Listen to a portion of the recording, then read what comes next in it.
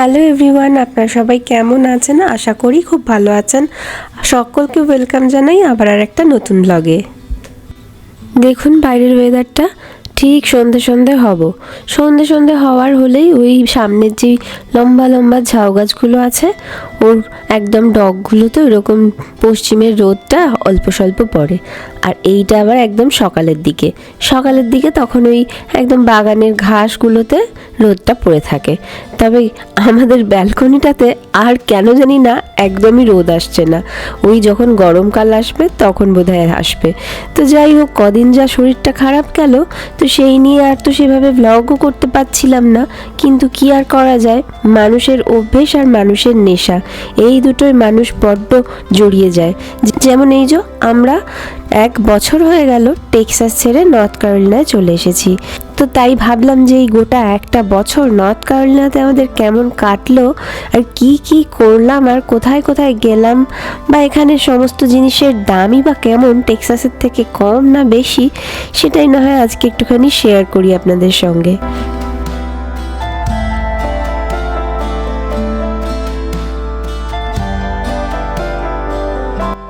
কোনো একটা জায়গার অভ্যেস সত্যি মানুষকে ভীষণভাবে আষ্টেপৃষ্টে জড়িয়ে ধরে, যেমন টেক্সাসের সঙ্গেই হয়েছিল।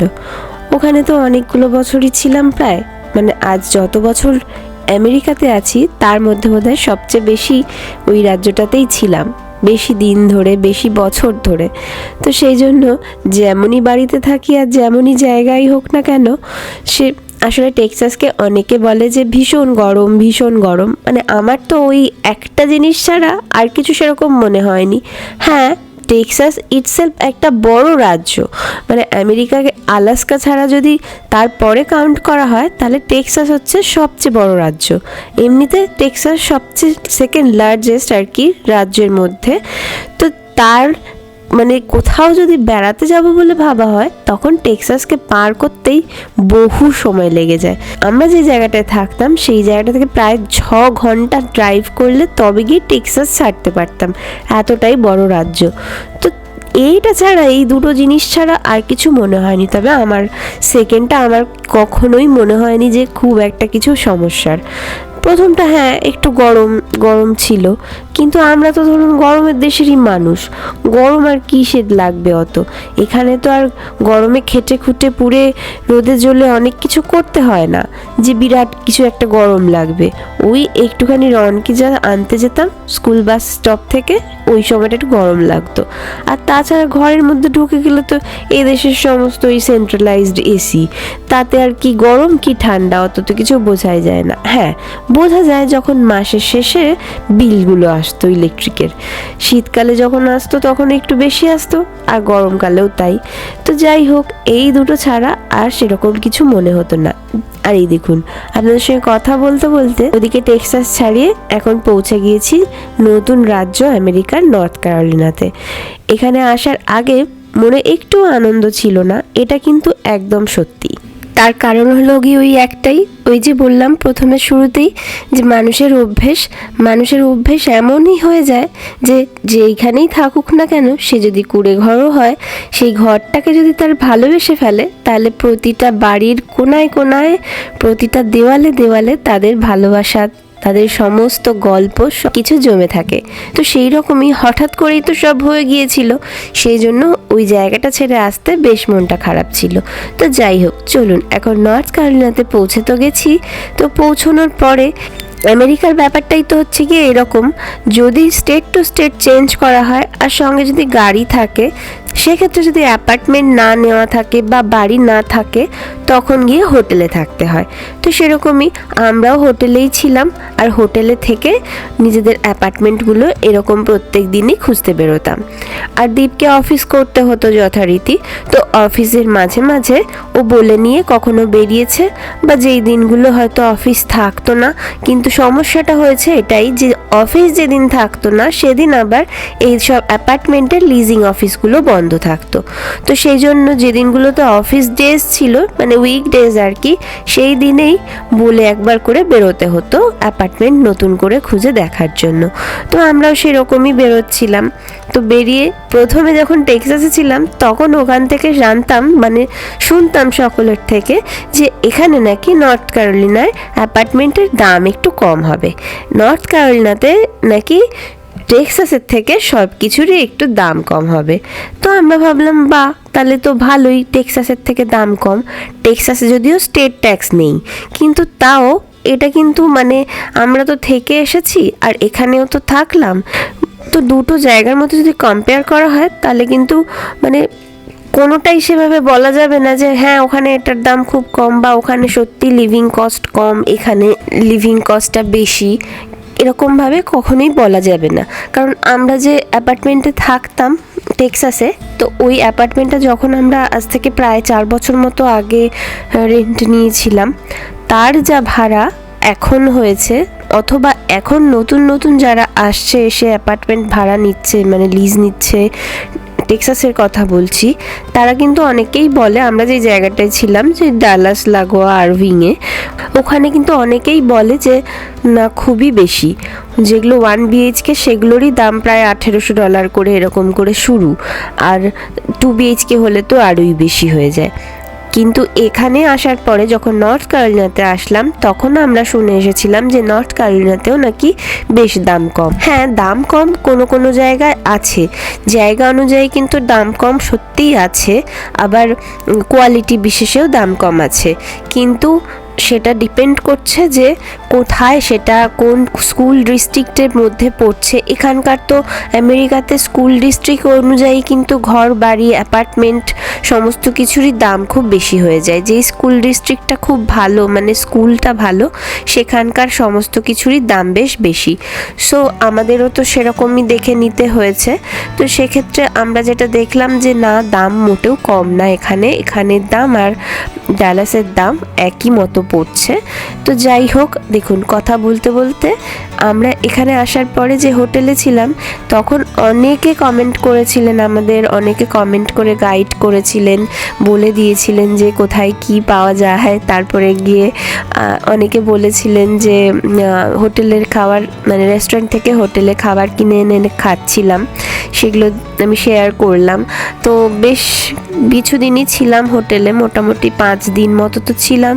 তো 5 দিনে 5 বেলা করে তো খাবার সমস্ত কিছুই বাইরে থেকে কিনে খাচ্ছিলাম, যেহেতু আমাদের সমস্ত জিনিস আমরা ইউ হলে করে, ইউ হলের যে বক্সগুলো এখানে আর কি মুভিং পারপাসে ইউজ হয়, সেই রকমভাবে মুভ করিয়েছিলাম সমস্ত বাড়ির জিনিসপত্র, তো সেইখানে রয়ে গিয়েছিল।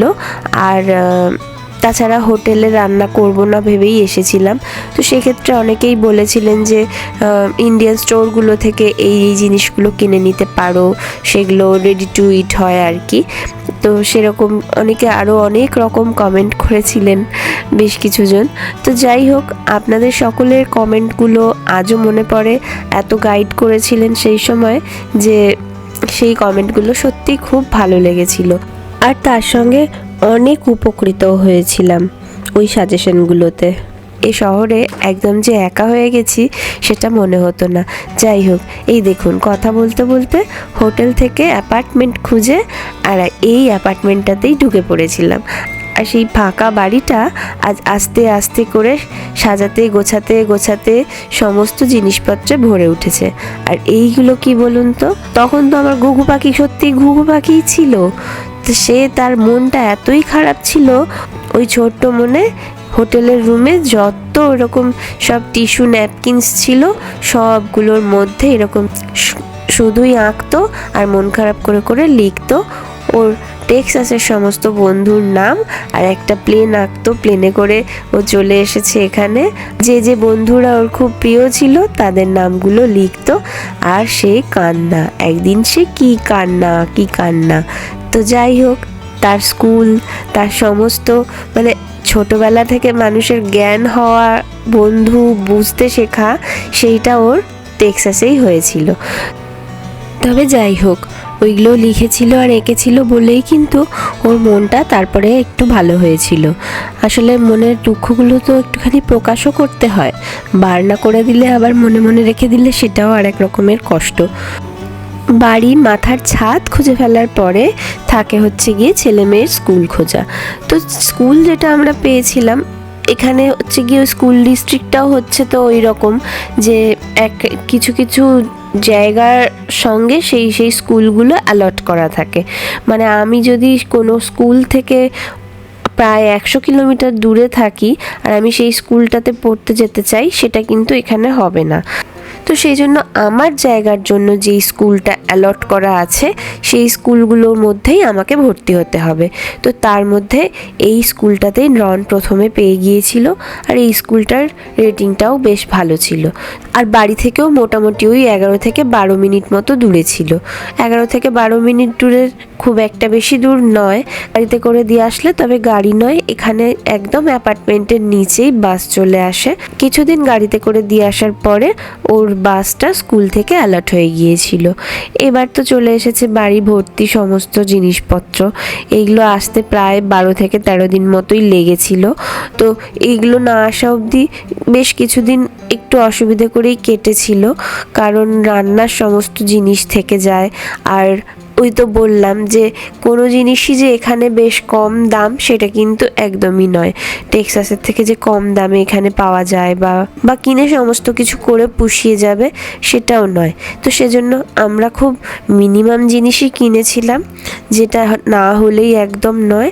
তবে অপেক্ষা করেছিলাম যে যাতে জিনিসগুলো তাড়াতাড়ি চলে আসে। আর কিছু জিনিস তো গাড়িতে করেই পাঠিয়ে দিয়েছিলাম। গাড়িটা তো চলে এসেছিলো একদম আমরা যখন আসি তার আগের দিনই। আমরা এখানে পৌঁছানোর আগেই গাড়ি পৌঁছে গিয়েছিল।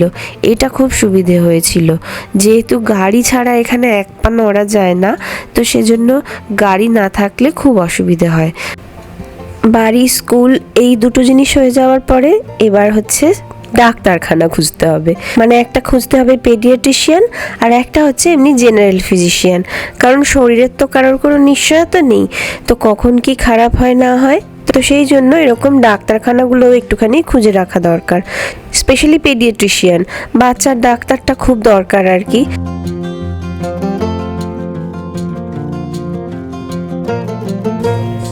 আসলে কি জানেন তো, আমেরিকাতে এই কবছর থাকার পরে এখন আর সত্যি করে কোনো নতুন শহর বা নতুন রাজ্যে গেলে অনেক কিছু খোঁজার কোনো সেরকমভাবে দরকার হয় না। মানে থাকতে থাকতে আস্তে আস্তে ব্যাপারটা তো বুঝে গেছি যে এখানকার ধাঁচটা কীরকম, সমস্ত ইন্ডিয়ান স্টোর্স কেমন হয়, সমস্ত আমেরিকান স্টোর্স কেমন হয়, মানে গ্রসারিগুলো কেমন হয়, কোথায় কোথায় পাওয়া যায়, এইগুলোই শুধু একটু জানা। বা কোন জায়গাতে খুব ভালো একটা দোকান হয়েছে আর কি, যেখানে সমস্ত কিছু পাওয়া যায়। মানে নর্থ ক্যারোলিনাতে যখন আসার পরে যেটার সবচেয়ে বেশি অসুবিধা এখনও মানে ফেস করি সেটা হচ্ছে গিয়ে এখানের জায়গাগুলো খুব ছোট ছোট। টেক্সাস তো বললামই যে খুব বড় জায়গা। হ্যাঁ, তার মানে এটা নয় যে পুরো টেক্সাস জুড়েই থাকতাম অথবা পুরো টেক্সাস জুড়েই বসতি রয়েছে, সেটা তো নয়। কিছু কিছু জায়গাতে রয়েছে, কিন্তু ওখানের দোকানগুলোর মধ্যে একটা ইন্ডিয়ান গ্রসারিতে গেলে প্রায় সব জিনিসই পাওয়া যায়।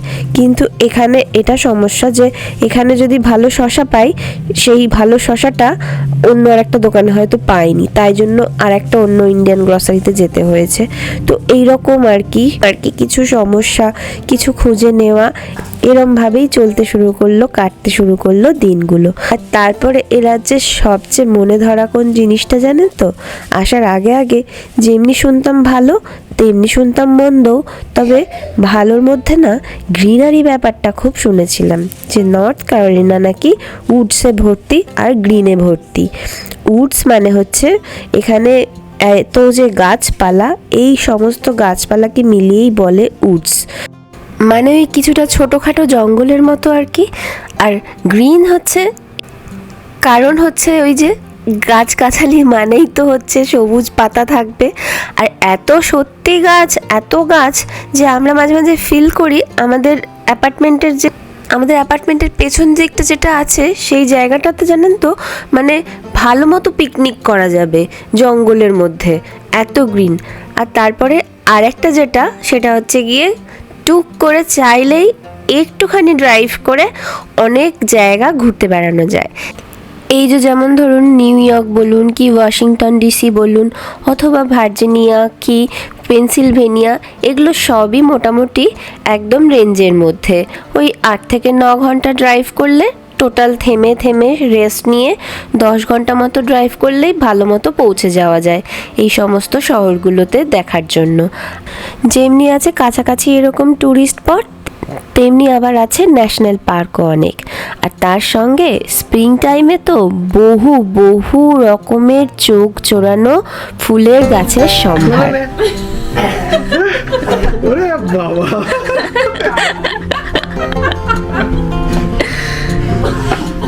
আর নিউ ইয়র্কটা একটু কাছে বলে আমরাও সেবার ভাবলাম যে ঠিক আছে চলো একটু নিউ ইয়র্ক ঘুরে আসি আর আমার এই দিদির বাড়িতে একটুখানি দেখা করে আসবো। তো তাই ঠিক করেই বেরিয়ে পড়েছিলাম।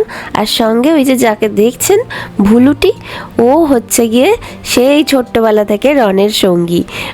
রন যখন হয়নি তখন একবার ব্ল্যাক ফ্রাইডে ডিলে কিনেছিলাম, তারপরে তো চলে গিয়েছিলাম। আপনাদের আগেরবারে ব্লগেই সমস্ত ঘটনা বলেছিলাম যে ওটাকে রেখে চলে গিয়েছিলাম আর ওই দিদির বাড়িতেই ছিল। তো এবারে গিয়েছিলাম, দিদি বলল যে নিয়ে চলে যা, রন এখনো ছোট আছে খেলবে। একটা আঁচড় পর্যন্ত পড়েনি ওটার মধ্যে, ধুলো ঢালা তো দূরের কথা। তো যাই হোক, যেমন দেখা হলো বন্ধুর সঙ্গে তেমনি আবার নিউ ইয়র্ক সিটিটাও খুব সুন্দর করে ঘোরা হয়ে গেল। আর তার সঙ্গে এই এক ভারতীয় আশ্চর্য আমেরিকার বুকে এই স্বামীনারায়ণ অক্ষরধাম মন্দিরখানি, সেটাও আর একবারের জন্য দেখা হয়ে গেল। কি অপূর্ব না! আমাদের জানেন তো দর্শন করতে পারবো এটা ঠিক ছিল না।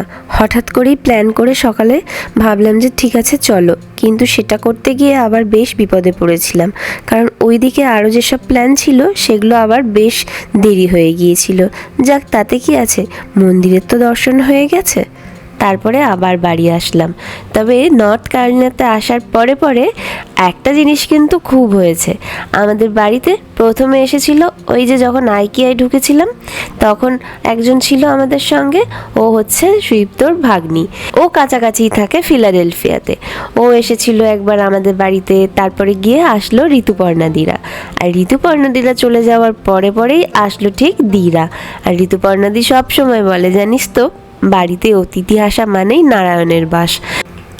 আর এই সুযোগে একটা দারুণ ব্যাপার হয়ে গিয়েছিল, এখানে আসার পরে সেরকম বন্ধু সন্ধু তো হয়নি। তো যাই হোক, রনের জন্মদিনটা ওর বন্ধুদের ছাড়া তো খুব মিস করতো, কিন্তু কাকতালীয়ভাবে ঋতুপর্ণাদি সেই সময় এসে পৌঁছে গিয়েছিল। আর তার জন্য ওদের সকলের সঙ্গে রনের জন্মদিনটাও খুব ভালো করে সেলিব্রেট করতে পেরেছিলাম, তাও আবার ডেস্টিনেশন বললে কম হবে না। আর কিছুতে মনেই হচ্ছিল না যে খুব একা আছি বলে। তো দিদের সঙ্গে, ঋতুপর্ণা দিদের সঙ্গে অনেক ঘুরেছিলাম আমরা, বেশ কিছু জায়গা। এমনকি জিজু আর দিরা যখন এসেছিল তখন আমরা একটা গাড়ি ভাড়া নিয়েছিলাম। ঋতুপর্ণা দিদের সময় ট্রাই করেছিলাম কিন্তু সেটা পাওয়া যায়নি, তো দি আর জিজুদের সময় ওটা পেয়েছিলাম। তো তখন বেশ একসঙ্গে করে একটা গাড়িতে সবাই মিলে বেড়াতে বেরিয়ে পড়েছিলাম।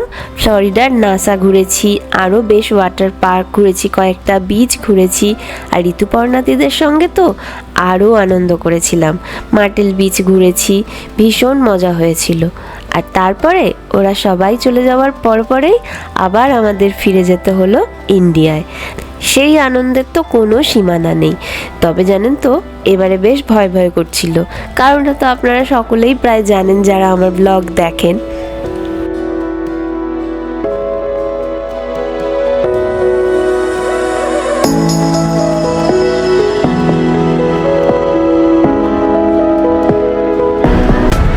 তো আর ভীষণই আমি টেন্সড, ফার্স্ট টাইম রনকে নিয়ে একা যাচ্ছি। এইবার একটা বেশ বড় সড়ো নর্থ ক্যারোলিনার অসুবিধার কথা বলি। সেটা হচ্ছে কি, আমরা যখন ছিলাম টেক্সাসে অথবা ড্যালাসে, যেখানেই থাকি না কেন, ওই দিককার মানে পুরো টেক্সাসটার ওই জায়গাটাতে, সে কেউ হিউস্টনে থাকুক, কেউ অস্টিনে থাকুক, কেউ ড্যালাসে থাকুক, কেউ আরভিংয়ে থাকুক, সবারই একটা করে ইন্টারন্যাশনাল এয়ারপোর্ট রয়েছে। ইন্টারন্যাশনাল এয়ারপোর্ট নর্থ ক্যারোলিনাতেও আছে, কিন্তু এখান থেকে যে ফ্লাইটগুলো আছে সেই ফ্লাইটের অপশানসগুলো না খুবই ক্রিটিক্যাল। মানে খুব হাতে গোনা একটা এরকম হয়তো ফ্লাইট যেটা হয়তো যাবে হচ্ছে গিয়ে একেবারে দুবাই অবধি, তো সেটা আবার অনেকগুলো স্টপ দিয়ে দিয়ে। আর তার জন্য নর্থ ক্যারোলিনা থেকে যে আমরা দেশে গেলাম সেক্ষেত্রে আমাদের ওয়াশিংটন ডিসিতে চলে যেতে হয়েছিল। ওখান থেকে আমরা ডিরেক্ট ওয়ান স্টপ ফ্লাইট পেয়েছিলাম, যেটা হচ্ছে একেবারে ওয়াশিংটন ডিসি থেকে ছেড়ে সোজা গিয়ে দুবাইতে স্টপ নিয়ে তারপর দুবাইতে আবার চেঞ্জ করে কলকাতা অবধি।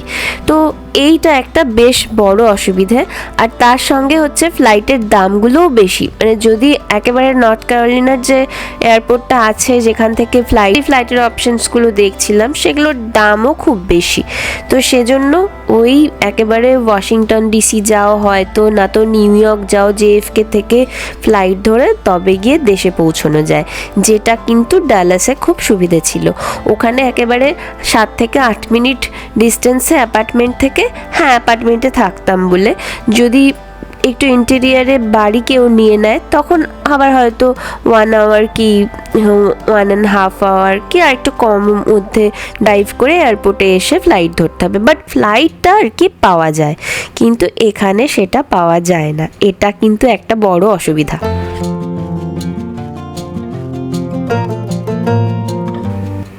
যাই হোক বাবা, দেখুন অসুবিধার কথা বলতে বলতে ওদিকে একেবারে আমেরিকা থেকে সোজা ইন্ডিয়া পৌঁছে অনেক শপিং করে ঘুরে টুরে এখন সোজা বাবার সঙ্গে মাছ বাজারে।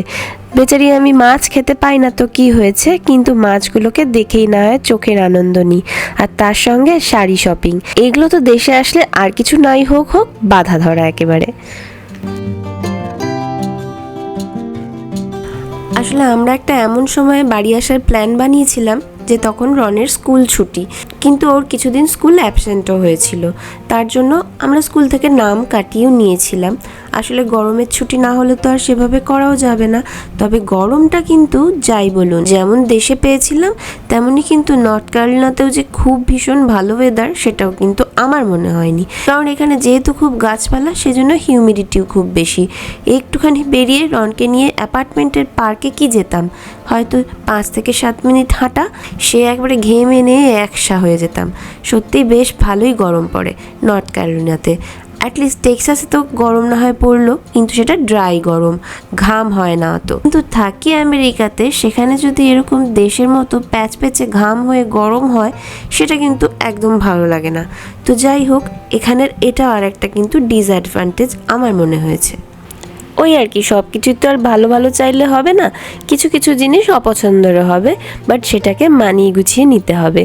আর মানিয়ে নিতে না পারলে জানেন তো মনে কষ্ট, আর তার থেকেই শুরু অশান্তি। এরকম বহু মানুষ আছে পৃথিবীতে যারা একটু সামান্য আপনার ভালো দেখলেই দেখবেন অমনি জ্বলে ওঠে।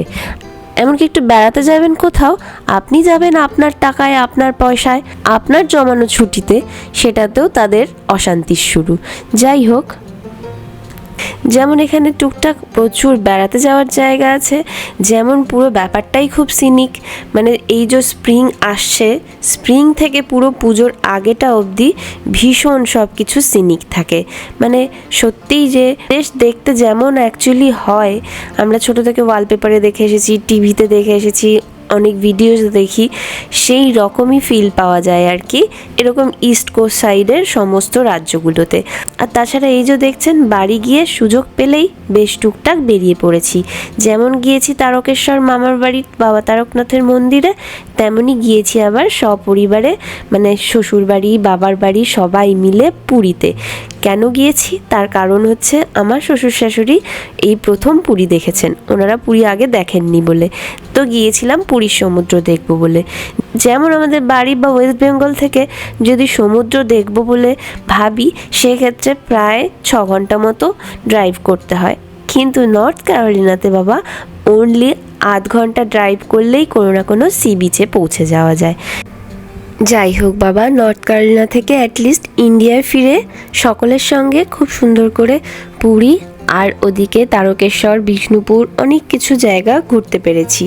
আমার সবচেয়ে ভালো লাগলো যে বাবি আর মামনির সঙ্গে পুরীটা ঘুরতে পারলাম। জানেন তো, প্ল্যান ছিল বিশাখাপত্তনমের, কিন্তু পুরো প্ল্যানটা এত বৃষ্টি ছিল ইন্ডিয়াতে এবারে গিয়ে যাওয়ার পরে যে পুরো প্ল্যানটা ক্যান্সেল করতে হয়েছে। পুরী করলাম, ও বাবা সেখানেও গিয়ে দেখছি কি ভীষণ বৃষ্টি। যাই হোক, পুজোর ঠিক আগে আগে আমরা ফিরে গিয়েছিলাম। আর এই যে প্রতিমা নিয়ে যাচ্ছে নাইডের ওখানে কোনো একটা পুজো মণ্ডপে। ওই দ্বিতীয় কি তৃতীয়ার দিনে আমরা আবার আমেরিকায় ফিরে চলে এসেছিলাম। সবার মুখগুলো কি মায়া মায়া হয়ে গেছে। আসার সময় প্ল্যান ছিল একটুখানি লেওভার বেশি নিয়ে দুবাইটা অল্পক্ষণের জন্য বুর্জ খালিফাকে সামনে থেকে দর্শন করে তারপরে না হয় ফিরে আসবো। আরও সেই মতো দেখেই টিকিটটা কাটতে হয়েছিল, যাতে করে আমরা সকালের দিকে পৌঁছোই আমেরিকাতে। 4-4.5 ঘন্টার ড্রাইভ ছিল বাড়ি অবধি। তো সেরকম মতো পৌঁছেও ছিলাম। আর তারপরে নর্থ ক্যারোলিনাতে আসার পরে বেশ কয়েকবার জানেন তো গাড়ি খারাপ হয়েছে। আর সেটার জন্য আমরা যখন টেক্সাসে যে জায়গাটায় ছিলাম সেখানে বেশ একটা গাড়ি সারানোর গ্যারেজ ছিল, একজনের গ্যারেজ আর কি। সেখানে গেলে বেশ কম পয়সায় সব কিছু হয়ে যেত। আর এখানে ওরকম কোনো গ্যারেজ লোকাল খুঁজে পাওয়া যায়নি। আসলে আছে নর্থ ক্যারোলিনাতে সবই, কিন্তু বেশ ছোট ছোট আকারের। আর টেক্সাসে হচ্ছে সব কিছুই খুব বড় বড়। যেহেতু স্টেট আর আয়তন অনুযায়ী নর্থ ক্যারোলিনা টেক্সাসের থেকে বেশ অনেকটা ছোট, তাই পপুলেশনের দিক থেকেও টেক্সাস বেশ অনেকটা বেশি আর নর্থ ক্যারোলিনা অনেকটাই কম। আর তেমনি হচ্ছে গিয়ে টেক্সাসে যদি দেখা যায় বড় বড় ওই রকম ডাউন টাউন, যেমন হিউস্টন, অস্টিন, ডালাস, এরকম ডাউন টাউন অনেকগুলোই রয়েছে। 4 থেকে 5টা তো আছেই, কিন্তু সেই জায়গায় নর্থ ক্যারোলিনাতে অতগুলো নেই। আছে হয়তো তার থেকে অনেকটাই ছোট ছোট, ওই 3টে মতো হবে। আর তার জন্যই জব মার্কেট বা বড় বড় বেশ অনেকগুলো কোম্পানিও আছে টেক্সাসে। আর তবে নর্থ ক্যারোলিনাতে আছে আরও একটা সুন্দর জিনিস। কেউ যদি আমেরিকার গ্রাম অথবা কান্ট্রি সাইডের সৌন্দর্য উপভোগ করতে চান, সেক্ষেত্রে North Carolina is the best. কারণ এই নর্থ ক্যারোলিনা কি ভার্জিনিয়া এই সমস্ত জায়গাগুলো দিয়ে প্রচুর ওই রকম কান্ট্রি সাইড দেখতে পাওয়া যায়, যেখানে অনেক ফার্ম দেখতে পাওয়া যায়, অনেক জায়গায় চাষ হতে দেখতে পাওয়া যায়। তারপরে প্রচুর ধরনের যে পুরনো আমেরিকান বাড়ি, সেই রকমওয়ালা গ্রামগুলো, সেরকম রাস্তা, সেরকম ঘরবাড়ি, সেরকম গাছপালা, প্রচুর ওরকম কান্ট্রি সাইড দেখতে পাওয়া যায়। যেটা আমার একটা অন্য ব্লগে আছে যে আমেরিকার কান্ট্রি সাইড, সেটা না আমি নর্থ ক্যারোলিনাতে আসার পরেই দেখেছি। মানে একেবারে চোখ জোড়ানো সৌন্দর্য। এমনিতেই যখন এখানে আসি তার আগে থেকে দেখতাম নর্থ ক্যারোলিনাকে সার্চ করলে সাইটে দেয় যে মাউন্টেন স্টেট হচ্ছে নর্থ ক্যারোলিনা। তো সাধারণত আমরা তো পাহাড়ের সৌন্দর্য উপভোগ করার জন্যই যাই, তেমনি নর্থ ক্যারোলিনাকে তো বলেইছে মাউন্টেন স্টেট। সো এখানে নর্থ ক্যারোলিনাতে আছে যেমনি পাহাড়, তেমনি আবার আছে প্রচুর ঝর্ণা, আরও আছে লেক, এবং একটু আধ ঘন্টা গেলেই উপভোগ করা যায় দারুণ সুন্দর সমুদ্র সৈকতের। আর এই দেখুন, বললাম নর্থ ক্যারোলিনা থেকে টুকটাক এদিক ওদিক যাওয়া যায় বলে বন্ধুর বাড়ি গিয়ে এবছরে ভাইফোঁটাটাও খুব সুন্দর করে পালন করা গেছিল। হ্যাপি নিউ ইয়ার মামনি। তো এইভাবেই একটা শহরকে বুঝতে বুঝতে আর চিনতে চিনতে জানতে জানতে একটা গোটা বছর কাটিয়ে ফেললাম। আর তারপরে এটুকু সত্যিই বলবো যে আজ যাই হোক, টেক্সাস কিন্তু নর্থ ক্যারোলিনার থেকে বেশ অনেকটাই চিপ। আর নর্থ ক্যারোলিনা কিন্তু অবশ্যই একটু হলেও দামি। তো যাই হোক, চলুন তাহলে, আপনারা যারা টেক্সাসেও আমার পাশে ছিলেন, এখনও নিশ্চয়ই আছেন, আর আগামী দিনগুলোতেও আপনাদের সকলকেই পাশে পাবো। আর তার সঙ্গে ব্লগটাও এখানে শেষ করি। আবার দেখা হবে নতুন কোনো ব্লগে। ততক্ষণ সকলে খুব খুব ভালো থাকবেন, সুস্থ থাকবেন এবং সাবধানে থাকবেন। আর ব্লগটা কেমন লাগলো অতি অবশ্যই কমেন্ট করে জানাবেন, কিন্তু আপনাদের কমেন্টগুলো আমার কাছে খুবই মূল্যবান। আর নতুন বন্ধুরা যারা দেখছেন তারা প্লিজ পারলে একটু চ্যানেলটা সাবস্ক্রাইব আর পেজটা একটু ফলো করে দেবেন। Thank you so much for watching.